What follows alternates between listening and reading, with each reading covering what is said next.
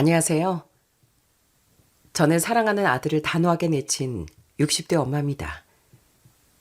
저희 큰아들은 제 배 아파 낳은 자식이고 제 인생의 전부를 주어도 아깝지 않은 아이였습니다. 여느 엄마들처럼 세상 누구보다 제 아들을 사랑했어요. 하지만 부모라고 해서 자식의 모든 잘못까지 감싸 안아선 안 된다는 걸 너무 늦게 깨달은 것 같습니다. 아무리 아들이라고 해도 잘못을 했으면 반드시 책임을 져야 하고 그 죄까지 대신 덮어줄 수는 없더라고요. 오늘 사연은 제 아들에게 보내는 이 엄마의 마지막 편지라고 할 수 있겠네요. 그럼 차분히 풀어보겠습니다. 우선 전 어릴 적 집안 형편이 너무 어려워 매일이 서러움의 연속이었죠. 저희 가족은 당장 내일 먹을 끼니를 걱정해야 할 정도로 하루 벌어 하루 사는 처지였습니다. 학교에 갈 때도 도시락을 싸우지 못하는 날이 허다해 점심시간만 되면 운동장에 나가 수돗물로 배를 채우곤 했습니다. 그래도 할 수만 있다면 공부도 더 하고 싶었고 학교 선생님이 되고 싶다는 꿈도 있었죠. 하지만 고등학교 졸업을 앞둔 어느 날 아버지가 그나마 있던 재산도 다 날려먹고 집안이 완전히 주저앉고 말았어요. 당장 입에 풀칠하기도 힘든 상황이라 학교 졸업장만 간신히 바꾼 꿈을 접어야 했었죠. 저는 가족들을 먹여 살려야 한다는 생각에 곧장 일자리를 찾아 나섰습니다. 기술도 없고 배운 것도 없는 어린 여자가 당장 돈을 벌 수 있는 곳은 식당밖에 없더라고요. 그렇게 무작정 시장 안을 돌아다니다 가장 규모가 큰 고깃집 문을 두드렸습니다. 그때 주인 아주머니가 제 행색을 보곤 혀를 찢찢 찼어요. 아이고, 이렇게 조그만 아가씨가 힘든 식당이라 버틸 수 있겠어? 여긴 하루 종일 서서 고기 나르고 불판 닦아야 하는데. 사장님, 저 무슨 일이든 시켜만 주시면 잠도 안 자고 열심히 하겠습니다. 제발 설거지라도 시켜줄 수 없을까요? 그렇게 간절하게 매달린 끝에 겨우 식당에서 일을 시작하게 됐습니다. 매일 아침 일찍 출근해 종일 불판을 닦았고 사장님과 손님들의 눈치를 보며 악착같이 버텼어요. 몸은 부서질 것처럼 아팠지만 고향에 있는 가족들을 생각하며 참 독하게도 일했습니다. 그러다 20대 초반쯤 어떤 남자가 가게에 새로운 일꾼으로 들어오게 됐어요. 바로 그 사람이 평생 제 옆집인 남편이 되었고요. 저흰 시장 골목 부서 고깃집에서 처음 인연을 맺게 됐습니다. 남편은 어릴 때 부모님을 일찍 여의고 세상에 혼자 남겨져 고생을 말도 못하게 많이 한 사람이더군요. 그러면서도 지각 한번 하지 않고 정말 성실히 일했습니다. 차림새 남루해 보여도 늘 단정하게 행동하고 눈빛이 참 성실했거든요. 저는 묵묵히 제 할 일을 하는 모습을 보며 참 정직한 사람이라는 믿음이 생겼습니다. 우리 둘은 너무나 힘들게 자랐지만 앞으로 우리가 결혼해서 낳을 아이들은 최고로 행복한 아이들로 키우자. 내가 더 열심히 노력할게. 나도 정말 좋은 아내, 좋은 엄마가 될게. 우리 둘이 함께라면 잘 해나갈 수 있을 거야. 저흰 서로의 처지를 누구보다 잘 이해했고 자연스럽게 미래를 약속하는 사이가 되었어요. 그리고 마침내 거창한 식도 올리지 못했지만 작은 단칸방에서 결혼 생활을 시작했습니다. 저흰 정말 악착같이 돈을 모았어요. 남편은 낮엔 배달 일을 하고 밤엔 식당 일하며 잠까지 줄였습니다. 저도 종일 식당에서 허드렛 일을 하며 발바닥에 땀나게 움직였고요. 그러다 드디어 몇 년 뒤 시장 골목 한 구석에 저희가 그렇게 바라던 작은 식당을 차리게 됐습니다. 메뉴는 아주 고심 끝에 고른 굴보쌈이었고요. 매일 아침 남편이 통영에서 올라온 싱싱한 굴을 떼오면 전 정성껏 고기를 삶고 밑반찬을 만들었습니다. 처음엔 손님이 없어 둘이 발을 동동 구르기도 했지만 그래도 저희의 정성이 통했는지 점점 손님이 늘기 시작했어요. 여보, 오늘도 손님이 꽤 많았지? 잔반도 별로 없고 다들 맛있게 드시는 것 같더라. 그러게, 이제 아예 단골하겠다고 말하는 분들도 많더라고. 이게 다 당신 음식 솜씨가 좋아서 그래. 이렇게 정말 다행히 식당이 자리를 잡아갔고 저에겐 눈에 넣어도 아프지 않을 두 아들도 무럭무럭 자라났습니다. 그렇게 아들들이 건강하게 잘 자라는 걸 보면 정말 밥 안 먹어도 배부른 기분이더라고요. 그때는 정말 세상 부러울 게 없던 것 같습니다. 다정한 남편은 바쁜 와중에도 아들들을 참 잘 챙겼습니다. 요 녀석들 오늘도 축구 신나게 하고 왔구만. 저 이마에 땀 나는 것 좀 봐. 그러지 말고 이번 주말엔 아빠랑 축구 한 판 어때? 아빠도 축구 잘해. 에이, 아빠 완전 배가 이렇게 나왔는데 공 찰 수 있어요? 형이랑 저랑 축구 엄청 잘해요. 이게 다 배심이야, 배심. 너희들 아빠한테 봐달라고 울면 안 된다. 그런데 똑같은 배 아파서 나왔고 똑같은 밥을 먹여가며 애지중지 기른 두 아들은 자라면서 성향이 엄청 달라졌습니다. 저희 큰아들은 유독 욕심이 많아 무엇이든 남을 이기고 제 손에 쥐어야만 직성이 풀리는 스타일이었어요. 유치원에 다닐 때도 친구들 사이에서 무조건 대장 노릇을 해야만 만족하는 것 같더라고요. 하루는 큰아들이 골목에서 친구들과 장난감 자동차 가지고 놀다 작은 다툼이 난 적이 있었네요.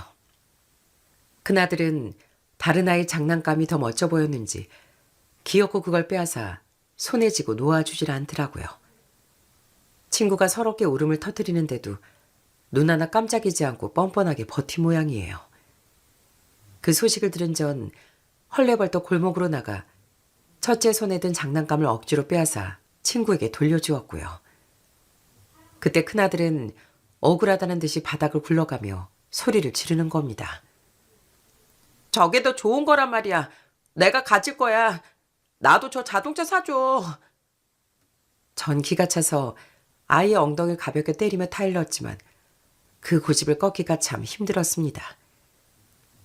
큰아들은 초등학교에 들어가서도 지기 싫어하는 성민 여전하더라고요. 한 번은 운동회 때 달리기 시합에서 졌다고 밥도 먹지 않고 방구석에 틀어박혀 분해하던 적이 있었답니다.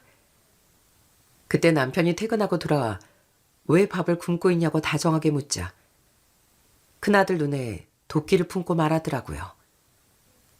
다음 시합 땐 내가 무조건 걔 밟고 1등 할 거야. 두고 봐. 내가 무슨 수를 써서라도 쟤 꼭 이길 테니까.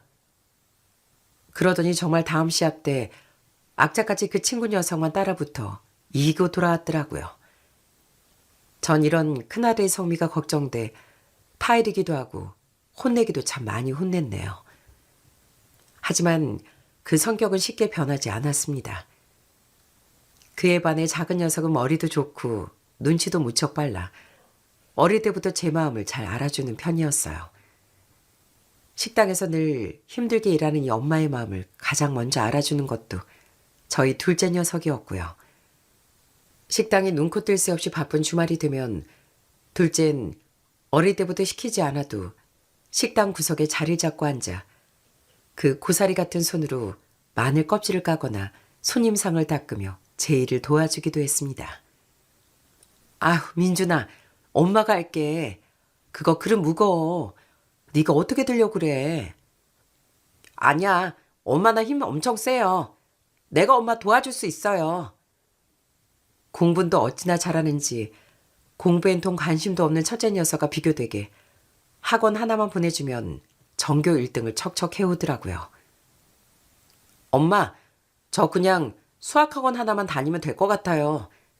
국어랑 영어는 혼자서도 할 수 있어요. 엄마 아빠 식당에서 힘들게 일하시는데 돈 아껴야 하잖아요. 그러면서 제 어깨를 조심스럽게 주물러 주는데 그동안 쌓였던 피로가 눈 녹듯 사라지는 것 같더라고요. 둘째 녀석은 사춘기가 돼서도 식당 일을 돕는 걸 부끄러워하지 않고 늘 제게 큰 힘이 되어주더라고요. 주말 저녁 단체 손님이 밀어닥쳐 정신이 하나 없을 때도 둘째는 교복도 못 벗고 능숙하게 쟁반을 날랐습니다. 주변 상인들은 항상 저희 둘째를 보고 부모를 잘 돕는 효자라고 칭찬하기 바빴고요. 둘째는 그때마다 제법 의젓하게 대답하더라고요. 엄마 아빠가 고생해서 키워주시는데 이 정도 돕는 건 당연하죠. 저 얼른 공부 끝내고 돈 많이 벌어서 효도할게요. 이렇게 기특한 소리만 골라하니 아주 둘째 녀석만 생각하면 걱정될 게 하나도 없었습니다. 하지만 이렇게 다른 두 아들이 사춘기를 지나고 머리가 굵어지다 보니 가끔 투닥투닥 싸우는 일이 잦아지더군요. 둘째 녀석은 지 형의 이기적인 성격과 대책 없는 태도를 늘 못마땅하게 생각하는지 종종 잔소리를 해댔습니다. 금이러 큰아들은 나이를 먹어도 착실하게 취업할 생각도 않고 맨날 일확천금만 노리며 허황된 꿈에 부풀어 있었거든요. 입만 열면 남 밑에서 일하기 싫다며 대박 터질 사업 타령만 주구장창 늘어놓았고요. 하루는 첫째가 인터넷에서 뭘 봤는지 조만간 큰 돈을 벌 수 있는 사업 아이템이 있다고 큰 소리를 치는 겁니다. 그걸 가만히 듣고 있던 둘째가 한심하다는 듯 큰애를 쏘아붙였어요. 형은 그놈의 사업 타령 좀 그만하고 제발 정신 좀 차려. 요즘 세상이 어떤 세상인데 노력도 안 하고 일확천금을 바래. 당장 편의점 알바라도 해보던가. 평생 알바 한 번 안 해본 주제에 무슨 사업을 한다고 그래. 야, 네가 뭘 한다고 잔소리야. 너 아주 요즘 툭하면 기어오른다. 너도 내가 만만해? 너까지 날 무시하냐고. 첫째가 빽 소리를 지르며 방문을 쾅 닫고 들어가 버려도 둘째는 혀를 찌릿하며 한숨을 쉬더라고요.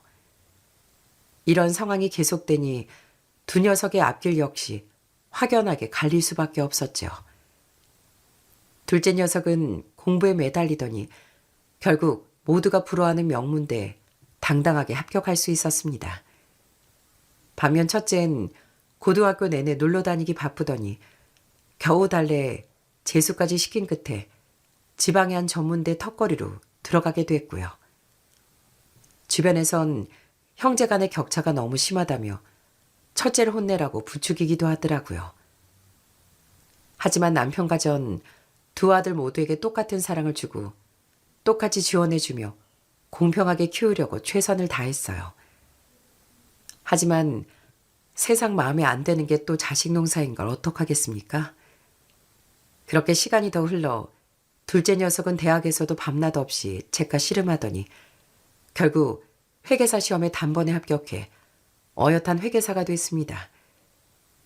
둘째가 번듯한 직장에 들어가 첫 월급을 탔다며 제 손에 하얀 봉투를 쥐어줬을 때 기특해서 눈물이 다 나더라고요. 이런 동생에 비해 큰아들은 여전히 직장 생활이 체질에 안 맞는다며 어릴 때부터 꿈꾸던 사업 타령만 주구장창하고 있었고요. 남 밑에서 푼돈 받으며 굽실거리기 싫다는 게 이유였죠. 하루는 어디서 들었는지 정체 모를 건강식품 원액을 잔뜩 떼다 그걸 거실에 쌓아두곤 큰 소리를 치는 거 있죠. 엄마, 요즘 웰빙 시대잖아요. 이거 강남 사모님 단에 한 번 퍼지면 우리 금방 빌딩 살걸요? 그러니까 물건 좀 더 사게 딱 몇백만 원만 돈 좀 보태주면 안 돼요? 물론 그때도 저보다 둘째 녀석이 더 무섭게 큰애를 나무라더라고요. 형은 제발 그 뜬구름 좀 그만 잡아. 시장 조사도 안 해보고 무작정 돈부터 달라고 하면 어떡해. 그거 진짜 허가받은 제품 맞아? 강남 사모님은 둘째치고 법적으로 문제없는 거 맞냐고. 야, 넌 아주 회계사 되더니 이 형이 웃어 보이냐? 원래 사업은 이렇게 과감하게 투자해야 돈을 버는 거야. 두고 봐. 내가 조만간 대박 터트릴 테니까. 그때 가서 콩고물 안 떨어지나 얼씬거리지나 마. 그리고 너 한 번만 더 기어오르면 국물도 없을 줄 알아? 큰아들은 그 뒤로도 계속 돈을 빌려달라고 난리였지만 전 둘째 녀석 눈치가 보여 몰래 200만 원 정도만 지원해 줬습니다. 그러자 그 녀석은 달라는 돈을 다 안 줬다면서 며칠 집에 얼씬도 안 하더군요. 그렇게 한 놈은 늘 철없게 또 한 놈은 늘 어른스럽게 사는 것 같았는데 놀랍게도 어느 날 큰아들이 어디서 짝을 만나 결혼을 하겠다고 어떤 아가씨를 소개했습니다. 전 혹시 좀 이상한 아가씨를 데려왔을까 솔직히 좀 걱정했는데 제 걱정과 달리 큰며느린 얼마나 싹싹한지 절 보자마자 손을 꼭 잡으며 살살거리고 애교를 부리더라고요. 제가 먼저 연락을 하지 않아도 항상 먼저 전화를 걸어와 제 안부를 묻기도 했습니다. 어머님, 저 이번 주말에 오빠랑 같이 어머님 식당에 놀러 가도 돼요? 가서 맛있는 것도 먹고 어머님 아버님 얼굴도 뵙고 싶어서요. 아이고, 그럼 언제 와도 환영이지. 오면 너 좋아하는 맛있는 거 실컷 해주마. 언제든지 놀러와. 큰며느린 그렇게 제 식당에 놀러와선 아무리 제가 쉬라고 말려도 생글생글 웃으며 설거지도 하고 주방 일을 도왔습니다. 어머님, 저도 이제 큰며느리인데 당연히 어머님 일을 도와드려야죠. 제가 설거지 하나는 기가 막히게 잘하거든요. 어머님이 이따가 맛있는 것만 해주세요. 바쁜 와중에도 손님들에게 어찌나 상냥하게 일을 하는지 식당 안이 환해지는 것 같더라고요.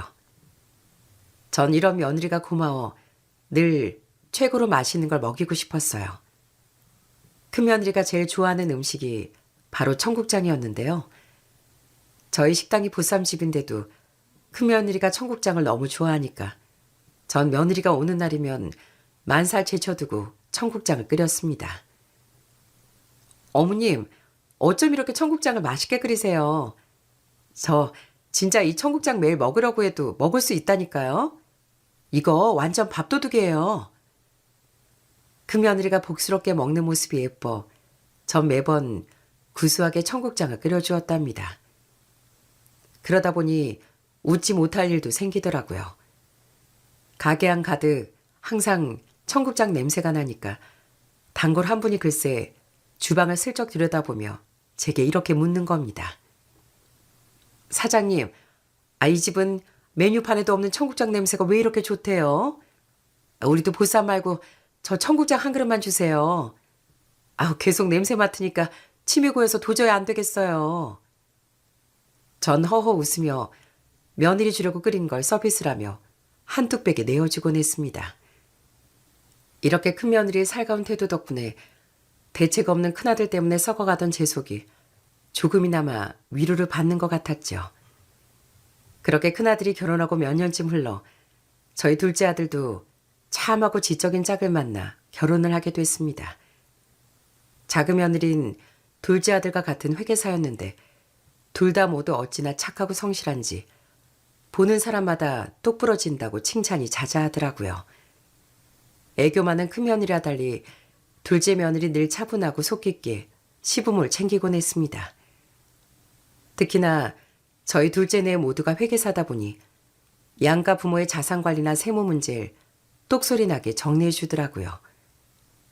하루는 둘째 며느리가 깔끔하게 정리된 서류를 들고 식당으로 찾아오더니 제가 잘 모르는 부분을 하나하나 짚어주는 겁니다. 어머님, 저희가 식당 세금 신고하시는 거랑 종합소득세 부분을 쭉 검토해 봤는데요. 놓치고 계신 공제 항목이 많아서 이번에 다 바로잡아 드렸어요. 앞으로는 세금 걱정 덜 하셔도 될 것 같아요. 둘째 며느리가 영수증 하나하나까지 꼼꼼하게 챙겨 환급 받을 수 있는 돈을 딱 찾아주는데 그게 얼마나 든든했는지 모릅니다. 두 번 말하기 입 아프게 똑똑한 애들이라 그런지 생활하는 모습도 아주 계획적이고 알뜰해 배울 점이 참 많더라고요. 대책 없이 사업 타령만 하며 돈을 펑펑 쓰는 첫째와 달리 둘째들은 아주 꼼꼼하게 저축하고 미래를 준비해 나가는 것 같았습니다. 명절이나 저희 부부 생일 때가 되면 대충 선물로 때우려 하는 게 아니라 늘 저희 부부에게 필요한 게 뭔지 살폈다 챙겨주곤 했거든요. 어머님, 아버님, 매번 식당이 바쁘시다고 건강검진 미루셨잖아요. 저희가 아는 대형병원에 예약 다 해두었으니까 다음 주에 꼭 다녀오세요.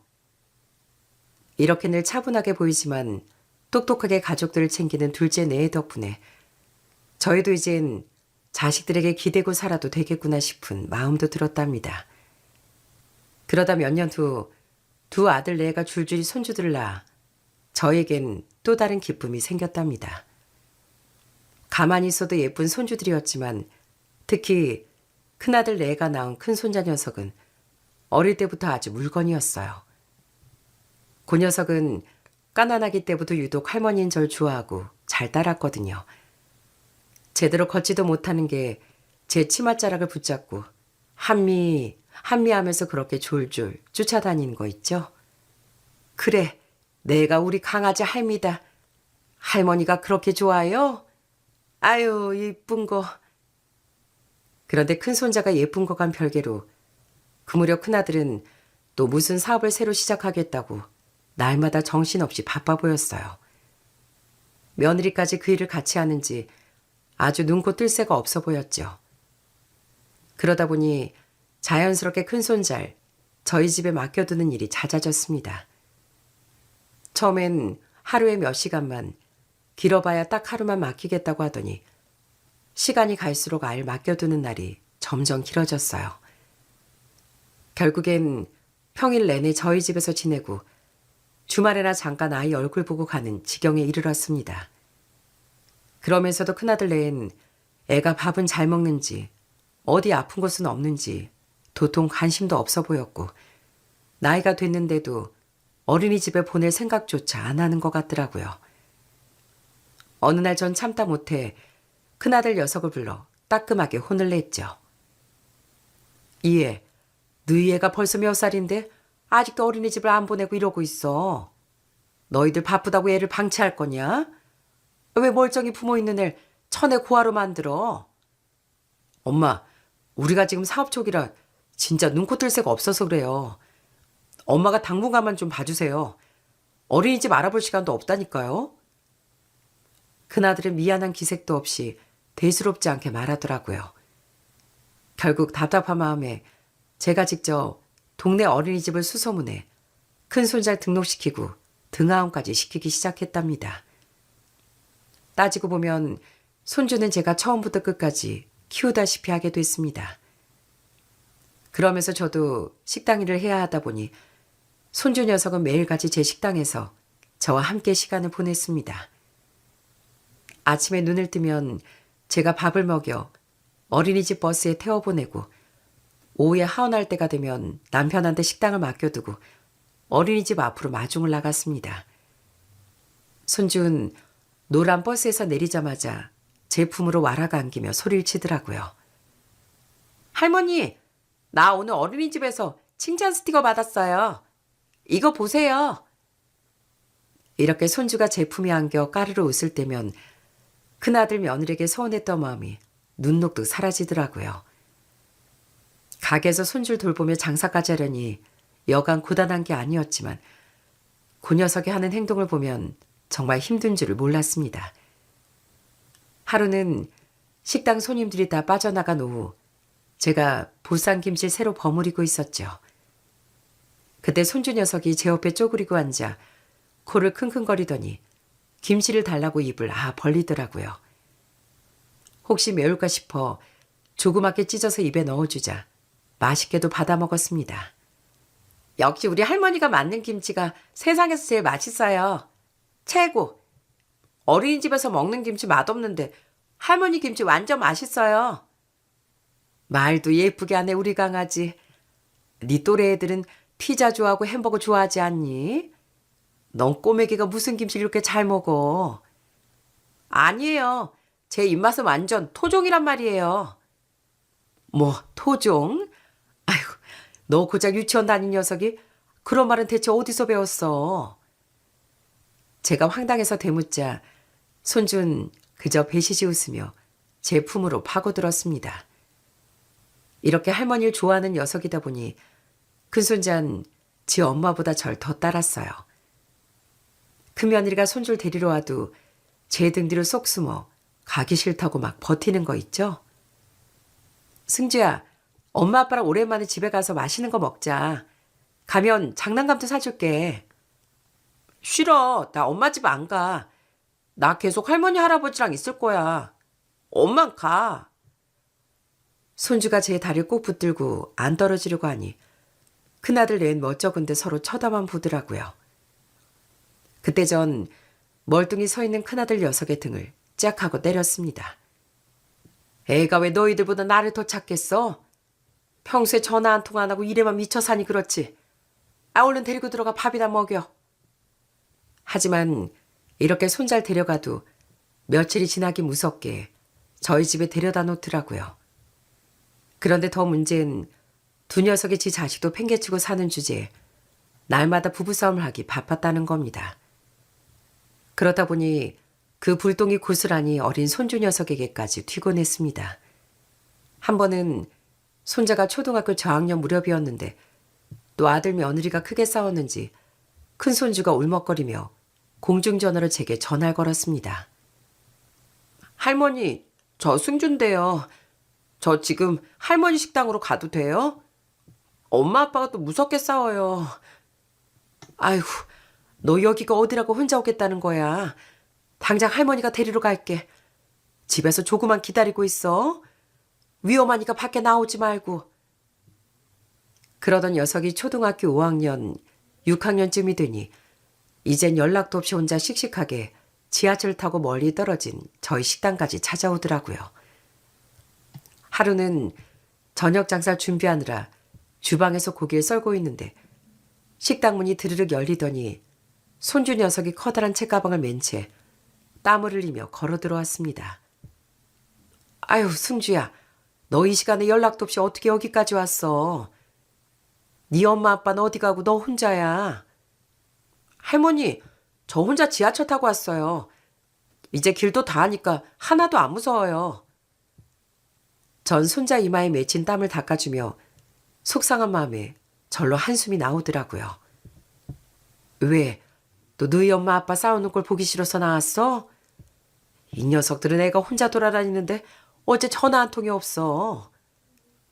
솔직히 아들 며느리 두 사람이 잘 살기라도 했으면 손주 녀석은 10번이고 100번이고 얼마든 기쁜 마음으로 봐줄 수 있었습니다. 그런데 큰아들 녀석 사업이 잘 풀리지 않는지 허구한 날 식당으로 찾아 우는 소리를 하는 거예요. 어느 날은 초췌한 몰골로 찾아와선 어린애처럼 징징거리기 시작했습니다. 엄마, 진짜 이번에 거래처 결제가 잠깐 꼬여서 그래요. 진짜 딱 이번 한 번만 넘기면 대박 터지니까 제발 몇 천만 원만 융통해 주세요. 엄마는 이 장남이 길바닥에 나앉는 걸 보고 싶으세요?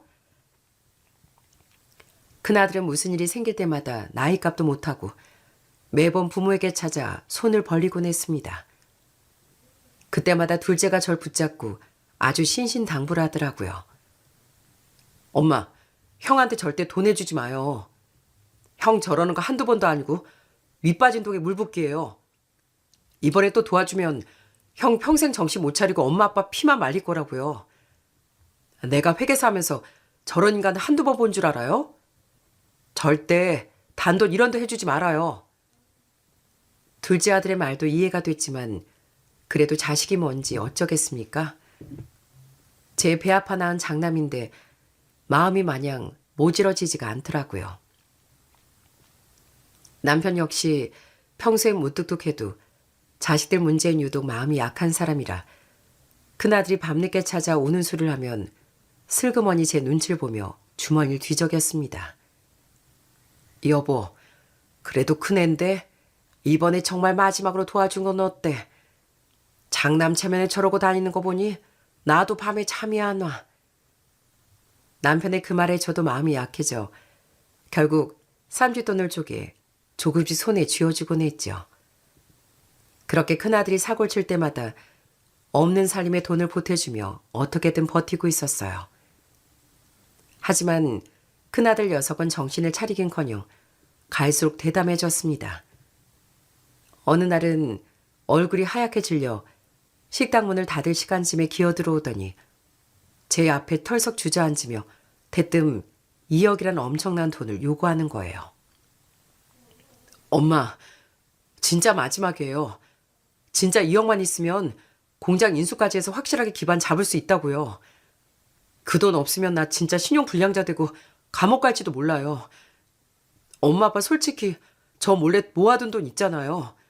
그것 좀 빌려줘요. 네? 그 말을 듣는 순간 머리가 띵해지며 가슴 밑바닥에서부터 뜨거운 것이 울컥 치밀어 오르더라고요. 남편도 이번엔 도저히 안 되겠다 싶었는지 굳은 표정으로 고개를 돌려버리더라고요. 너 지금 제정신으로 하는 소리야? 이 여기 무슨 어디 옆집 개 이름인 줄 알아? 우리가 평생 식당에서 뼈 빠지기를 겨우 모은 돈을 너한테 다 쏟아부으라고? 엄마, 내가 성공해서 다 갚아준다니까 왜 내 말을 안 믿어줘요? 나 장남이잖아요. 큰아들이 소리를 지르며 악을 쓰는데 더는 눈물도 나오지 않았습니다. 이젠 정말 이 대책 없는 녀석을 말려야만 큰아들도 살고 저희 부부도 살 수 있겠다 싶더라고요. 너한테 더 이상 단돈 10원도 줄 돈 없어. 네가 저지른 일이니까 네 힘으로 해결해. 네 나이가 몇인데 아직도 부모한테 손을 벌려? 네 자식한테 부끄럽지도 않아? 진짜 너무해, 엄마. 귀엽고 자식 죽는 걸 보셔야 속이 시원하겠어요? 큰아들이 억울하다는 듯 발을 구르며 문을 쾅 닫고 나가버렸습니다.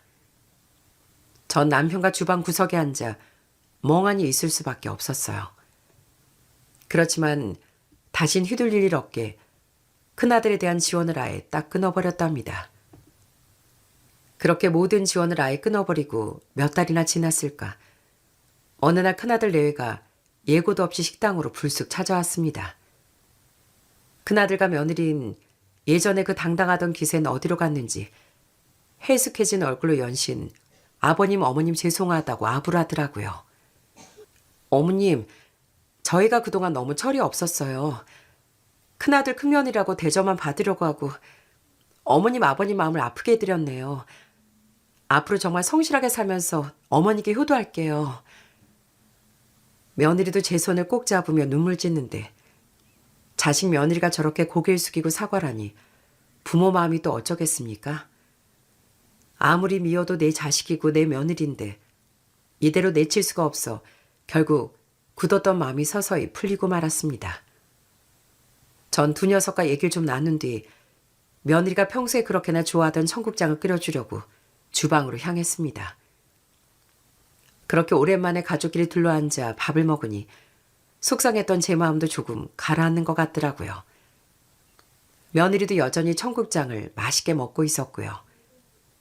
그런데 밥을 먹기 시작한 지 얼마나 지났을까. 멀쩡하게 청국장을 퍼먹던 며느리가 갑자기 숟가락을 바닥에 툭 떨어뜨렸어요. 그러더니 갑자기 목을 움켜쥐고 입가에 하얀 거품을 물더니 팔을 미친 듯이 긁으며 바닥으로 쓰러지더군요. 전 너무 놀라 비명을 질렀습니다. 얘, 너 대체 왜 그래? 무슨 일이야? 정신 좀 차려봐. 남편도 깜짝 놀라 당장 물을 떠오고 식당 안은 순식간에 난장판이 되었죠. 며느린 온몸을 부르르 떨며 팔과 목덜미에 손톱이 박히도록 긁어대는데 정말 그날 며느리 잡는 줄 알고 아직도 심장이 두근거리는 것 같습니다.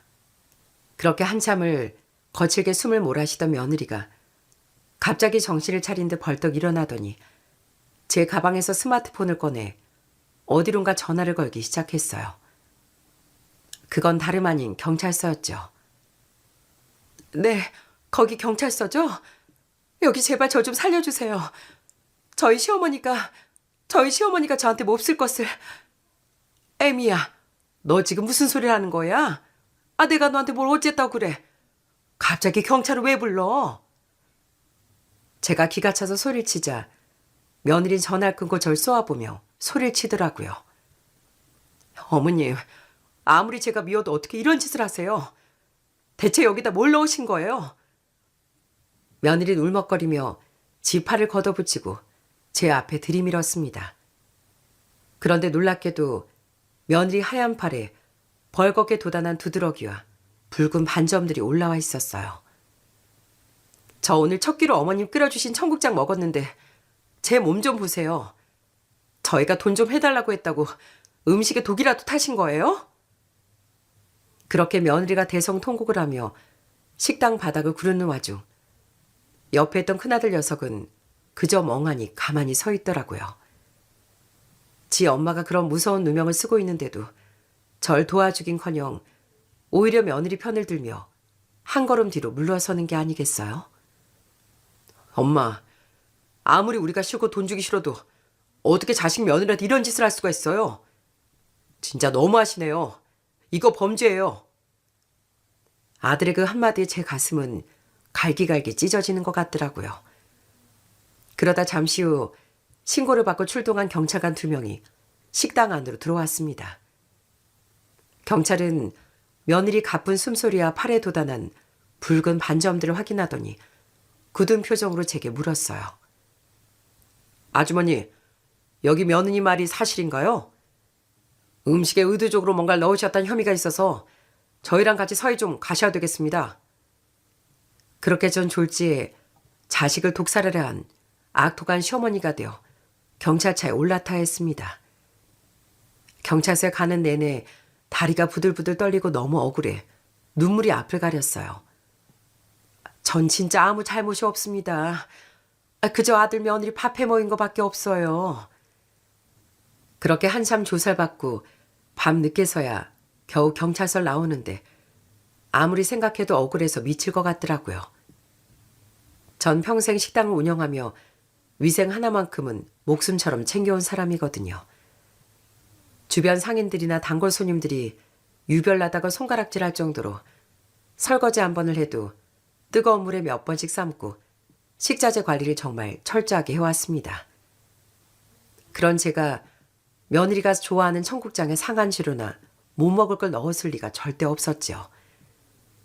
그렇게 속상한 마음에 가게 문도 닫고 집에 틀어박혀 있는데 며칠 뒤 뻔뻔하게도 큰며느리에게서 전화가 걸려왔더라고요. 큰며느린 언제 무슨 일이 있었냐는 듯 가증스러운 목소리로 본색을 드러내더라고요. 어머님, 제가 생각해보니까 아무리 그래도 시어머님하고 며느리 사이인데 저희가 서로 상처받게 법적 싸움을 할 수가 있겠어요? 저도 어머님 처벌받는 거 원하지 않아요. 수화기 너머로 들려오는 그 살랑거리는 말투에 소름이 돋아 가만히 듣고 있으니 며느린 본격적으로 절 협박하기 시작했습니다. 어머님, 제가 마음만 먹으면 어머님 식당 음식에 독 탔다고 SNS에 올리거나 언론에 소문낼 수 있는 거 아시죠? 그렇게 되면 어머님 식당 당장 문 닫아야 돼요. 그러니까 그 대신 저희가 사업에 필요하다고 했던 딱 2억만 보내주세요. 그 돈만 주면 제가 소문도 안 내고 앞으로 며느리 노릇도 잘할게요. 처벌은 원하지 않는다고 경찰서에도 잘 말해두고요. 그 2억 원은 불과 얼마 전 아들 부부가 자기들 사업에 필요하다고 제게 악을 쓰며 요구했던 바로 그 돈이었어요. 제가 돈을 주지 않으니 기어코 이런 회개한 짓을 꾸며 절 범죄자로 몰고 협박까지 하는 모양이었어요. 이에 뭐 2억? 그리고 네 식당 문을 닫게 한다고? 너 지금 그게 할 말이냐? 전 기가 막혀 수화기에 대고 소리를 질렀습니다. 야, 이 못된 거사. 이거였니? 이거였어? 너 지금 나한테 그 돈 안 준다고 덤대기 씌우는 거지? 감히 시애미한테 사기를 쳐서 돈을 뜯어내려고 해? 제가 악을 쓰자 며느리 그런 별수 없겠다고 전화를 또 끊어버리는 겁니다. 전 가슴이 쿵쾅거리고 억울해 방바닥을 치고 울다 도저히 안 되겠다 싶어 둘째 아들에게 이 사실을 전부 털어놓았어요. 제 이야기를 들은 둘째 아들은 무섭게 화를 내더니 곧장 큰아들에게 전화를 걸어 호통을 치더라고요. 야, 네가 그러고도 형이야? 감히 돈을 뜯어내려고 엄마를 협박해? 너희들 지금 돈에 눈 멀어서 사기치고 있는 거 모를 줄 알아? 당장 엄마한테 무릎 꿇고 사과 안 하면 내가 아주 회계사직을 걸고 너희들 다 감옥에 쳐넣을 줄 알아. 그때 저희 작은 며느리도 제게 절대 이 사기극에 휘말리면 안 된다고 신신당부를 했습니다. 어머님, 그 사람들 절대 용서하면 안 돼요. 그냥 무고죄로 엮고서 하세요. 저희가 당장 변호사 선임해서 고소장 작성할 테니까 절대 가만두지 마세요. 어디 자식 며느리가 할 짓이 없어서 부모님한테 사기를 쳐요. 둘째 내가 완전 제 편이 되어 화를 내주니 눈물이 왈칵 쏟아지면서도 속이 문드러지는 고통은 어쩔 수가 없더라고요. 그동안 저희 남편은 웬만해선 자식 일에 큰 소리를 내지 않는 사람이었습니다. 아무리 큰아들이 못나고 며느리가 못났어도 언젠가 좋아지겠지 하며 참고 기다리자고 절 달래던 편이었죠. 하지만 이번 일만큼은 남편도 도저히 참을 수 없는지 주먹으로 식당 탁자를 콱 내리치며 불같이 화를 내더라고요. 이 천벌 받을 놈들이 감히 누구 돈을 탐내서 지엄말 고소해. 장남이고 아들이고 뭐고 다 필요 없어. 당장 그 년놈들 잡아다 내 손으로 다 끝장 낼 테니까 당장 고소장 접수해. 그렇게 온 가족이 도끼를 품고 큰아들 내외를 향해 고소 서류를 준비하던 바로 그 무렵이었어요.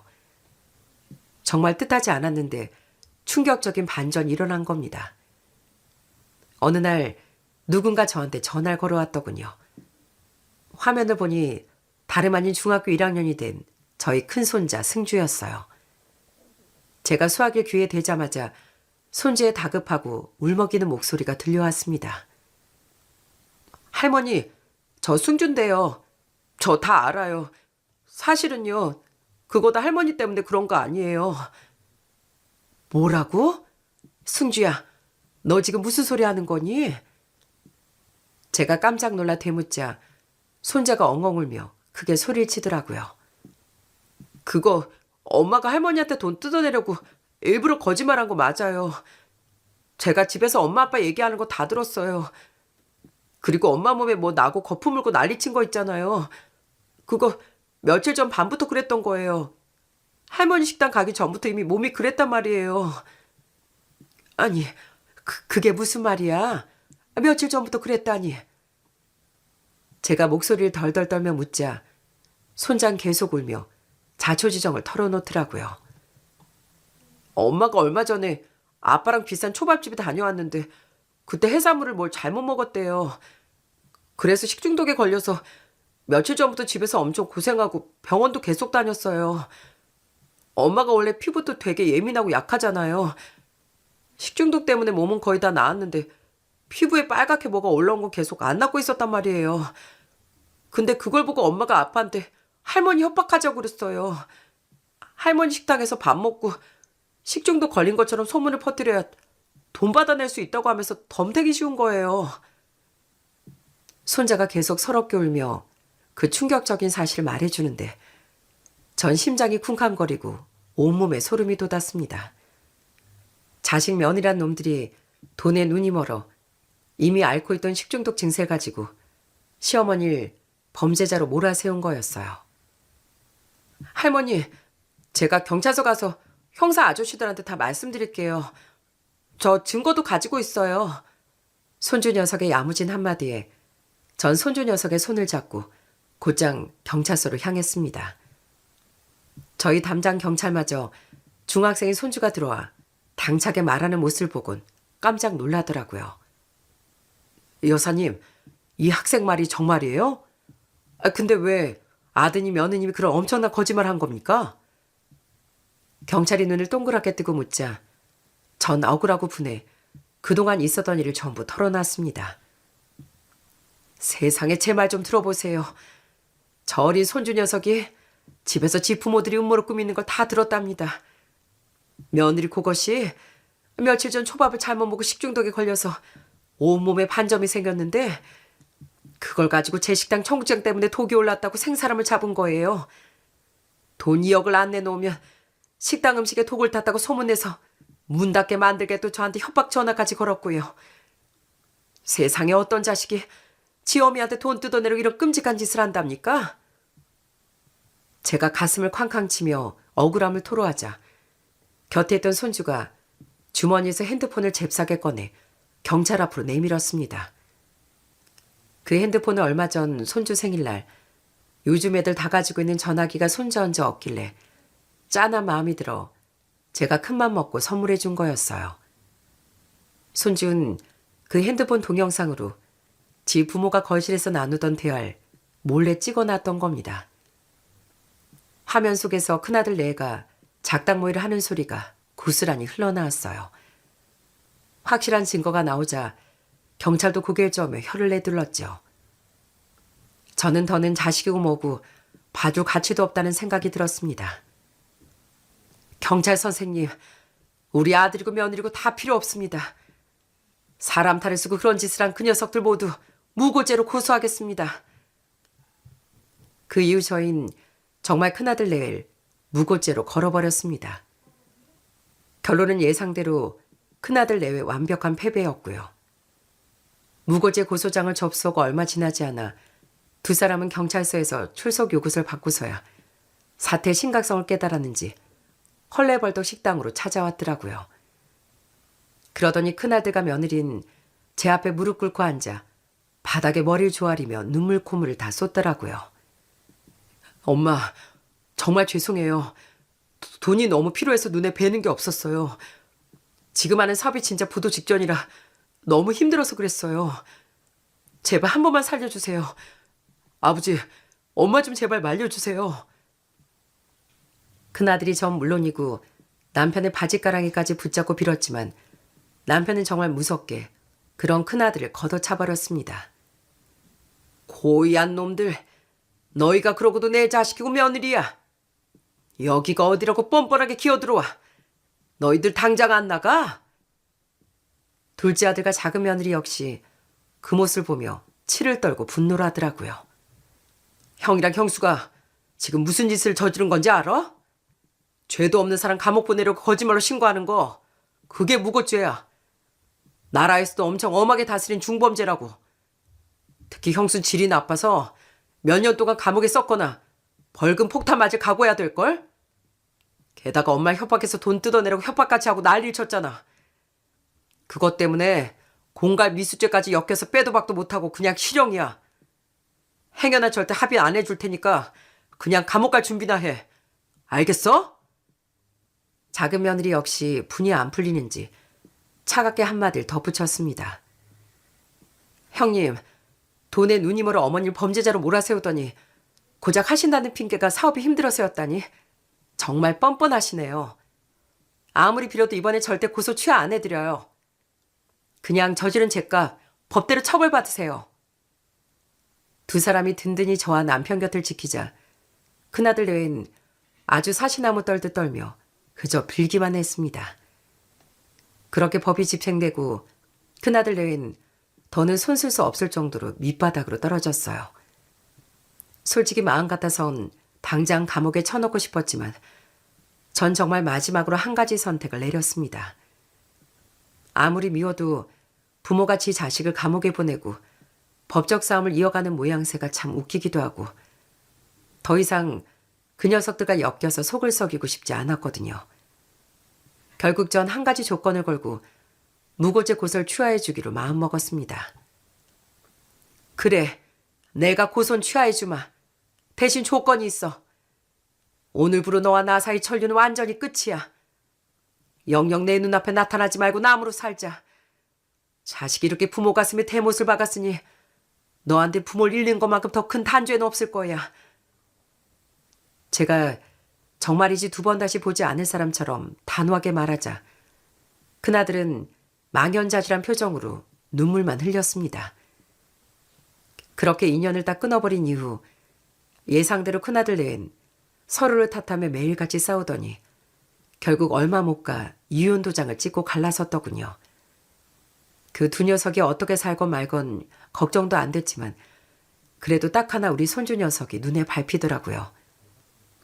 그런데 고맙게도 손주 녀석이 먼저 저희 손을 잡아주었답니다. 할머니, 저 엄마 아빠랑 안 살고 할머니 할아버지랑 같이 살고 싶어요. 저 할머니 집에서 학교 다닐래요. 그래도 되죠? 그 소리에 가슴이 미어져 전 기꺼이 손줄 제품에 거두어 함께 살기 시작했습니다. 그렇게 한 1년쯤 지났을까 어느 날 저녁 장사를 마칠 무렵 큰아들이 혼자 식당 문을 슬그머니 열고 들어오더라고요. 몰골이 말이 아닌 녀석이 제 앞에 털썩 주저앉아 그제야 눈물을 쏟으며 미안하다고 빌었습니다. 그러면서 비겁하게 지 전처 탓을 해대면서요. 엄마, 정말 죄송해요. 사실 그거 다 그 사람 때문에 그런 거예요. 그 여자가 그렇게 하자고 시켜서 제가 어쩔 수 없이 동조한 거라고요. 저도 피해자예요, 엄마. 끝까지 지 잘못을 뉘우치지 않고 비열하게 남 탓하는 꼬락선을 보니 그나마 남은 정이 뚝 떨어지더라고요. 전 그 녀석이 앉아있는 탁자를 내리치며 소리쳤습니다. 네 처가 시켰든 어쨌든 너도 누님으로 동조했으면서 어디서 핑계를 대? 너 당장 썩 꺼지지 못해? 네 놈은 장남 자격도 없고 내 자식도 아니니까 당장 나가. 앞으로 한 번만 더 찾아오기만 해봐. 제가 그렇게 악을 쓰자 큰아들은 움찔하며 제 눈치를 살피더군요. 저는 주방에서 물을 한 바가지 떠와 녀석 발밑에 확 뿌려버리며 쐐기를 박았습니다. 내가 네 자식, 내 손주 남부럽지 않게 키울 테니까 혹시나 애 핑계 대면서 내 눈에 띌 생각하지 마라. 한 번만 더 식당 근처 얼씬거리면 그때 내가 널 진짜 감옥에 쳐넣을 줄 알아. 제 무서운 호통에 큰아들은 억울하고 서러운지 엉엉 울며 식당 밖으로 도망치듯 가버리더라고요. 그 뒷모습을 보는데 어찌나 속이 시원하고 가슴이 뻥 뚫리는지 아주 10년 묵은 체증이 다 내려가는 기분이었답니다. 이번 일을 겪으며 아무리 자식 키워봐야 다 부질없다는 말이 잔뼈에 사무치게 다가오더라고요. 아무리 지극정성으로 키워도 욕심에 눈이 멀면 부모조차 안중에 없는 게 인간의 본성인가 싶기도 하고요. 그래도 똑똑한 둘째네가 저희 부부를 잘 지켜주고 있고 제 품에서 자란 기특한 큰손주 녀석이 할머니, 할아버지 곁을 든든하게 지켜주니 그래도 아직은 세상 살맛이 납니다. 손주 녀석은 오늘도 학교가 끝나자마자 식당으로 달려와 가방을 벗어던지고 제 품에 꼭 안기더라고요. 이젠 다 큰 녀석이 아직도 그렇게 애교가 많습니다. 할머니, 저 오늘 시험 진짜 잘 봤어요. 이러다 정말 1등 할지도 몰라요. 저 얼른 커서 돈 많이 벌어서 할머니, 할아버지 더 호강시켜 드릴게요. 이렇게 기특한 손주 녀석을 보며 저흰 오늘도 힘을 내 씩씩하게 식당을 운영하고 있습니다. 인생의 모진 풍발 다 겪고 나니 아무리 자식이라도 제 마음을 다 알아주지 못하는 걸 알겠지만 그래도 저만은 아무리 모진 일을 겪어도 우리 가족들 손주들을 끝까지 지키며 열심히 살아보려고 합니다. 그러니 이 사연을 듣고 계신 여러분도 힘든 일이 있어도 부디 무너지지 말고 자기 자리에서 꼭 행복을 찾아가셨으면 좋겠습니다. 오늘 제 긴 글을 읽어주셔서 정말 감사드립니다. 늘 건강하시고 좋은 하루 보내세요.